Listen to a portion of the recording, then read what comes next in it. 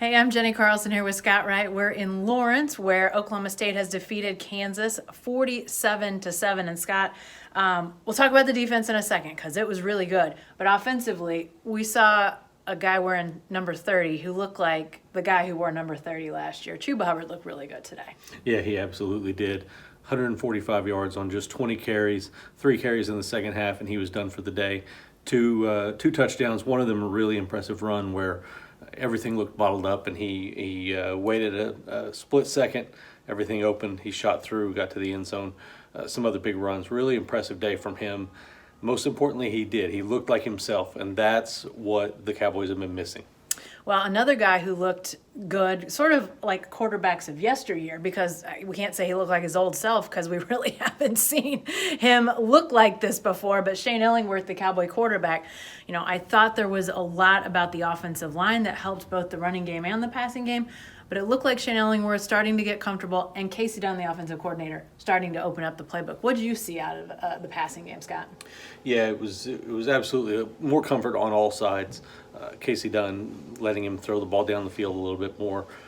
Getting some one-on-one chances with Tylan Wallace was really important, and they took advantage of those. Really impressive day from Wallace as well. 9 catches for 148 yards and 2 touchdowns.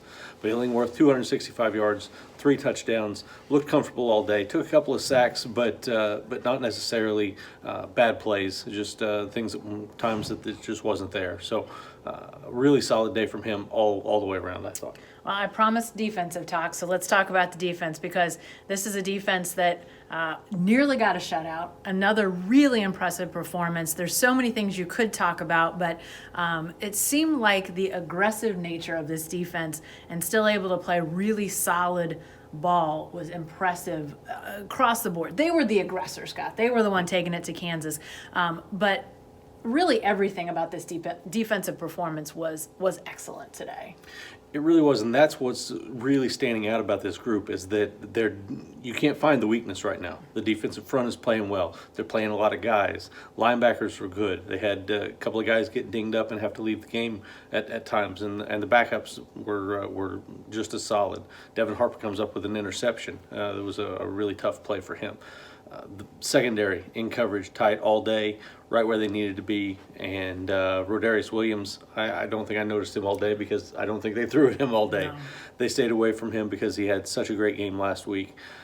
This defense is all the way through really talented, really playing well, and I think they're intimidating. I think that they're a scary defense now for the way that they're playing. A couple of things to remember. This Oklahoma State in the Big 12 era, they have not shut out a Big 12 opponent, so they came really close. And really, if they leave their first string out there, there's no doubt they're shutting out Kansas. But 193 yards for Kansas today, that was the lowest total yardage by an opponent in the Gundy era. So that gives you a little context for what this Oklahoma State defense is doing.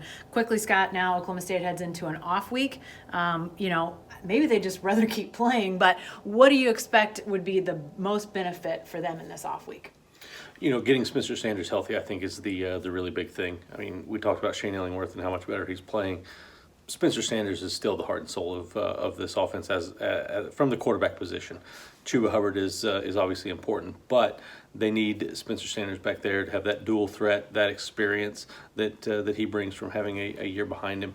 All of those things that he can offer are really important, and it sounded like he might get a chance to play today. Turned out that wasn't the case, but another a week to heal up, and then a week to get ready for Baylor, and I think you'll see him back on the field.